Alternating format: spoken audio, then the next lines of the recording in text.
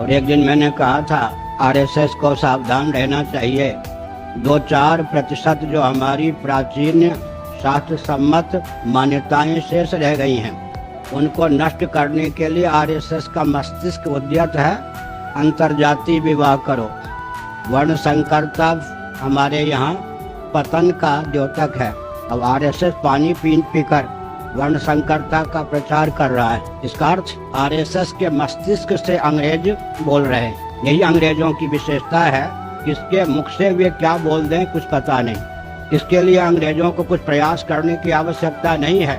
उन्होंने शिक्षा पद्धति ऐसी बना दी कि जो हिंदुत्व के पक्षधर कहे जाते हैं, वैदिक कहे जाते हैं, सनातनी कहे जाते हैं, आर्य कहे जाते हैं, उनके मुख से भी अंग्रेज ही बोलता है, क्योंकि उनका मस्तिष्क पाश्चात्य शिक्षा पद्धति के आधार पर बना है।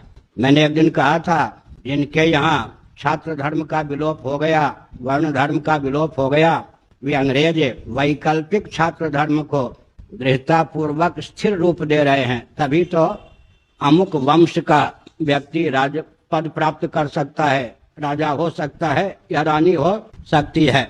इसका मतलब क्या है? वैकल्पिक व्यवस्था को स्थिर रूप देने में अंग्रेज लगे हैं। मुसलमानों के यहाँ भी जम्मा मस्जिद में अरब राष्ट्र की परंपरा का मुसलमान नमाज अदा कर सकता है। मक्का मदीना में भी कुछ उनके नियम हैं।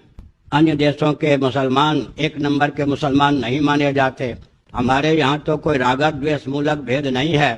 प्रकृति प्रदत्त सकल भेद भूमियों का सदुपयोग करता हुआ व्यक्ति निर्भेद परमात्मा को प्राप्त कर सके, इसके लिए शास्त्र सम्मत भेद को अपनाने की आवश्यकता है। लेकिन शास्त्र सम्मत भेद को मिटाने का दुर्व्यसन सामाजिक संस्थानों को कहाँ से प्राप्त है? अंग्रेजों की शिक्षा से प्राप्त है। तो हमारी बात को अन्यथा न लेकर आरएसएस के नेतृत्व का यह दायित्व है कि हिंदुत्व के नाम पर हिंदुत्व के मूल का उच्छेद करने का प्रयास न करे। उसकी भी लाचारी है। क्रिश्चियन तन से, कम्युनिस्ट तन से, मुस्लिम तन से भिड़ने की उसमें क्षमता नहीं है। तब फिर सनातन तंत्र जो कुछ बच गया है उसी को विकास के नाम पर रौंदने के अतिरिक्त उसके पास कुछ कार्य ही नहीं रह गया है। इसलिए यह सब अदूरदर्शिता है, इसको दूर करने की आवश्यकता है। और मैं एक संकेत करता हूँ, स्वयं जाने नहीं और जानकार की बात माने नहीं, वो कौन होता है?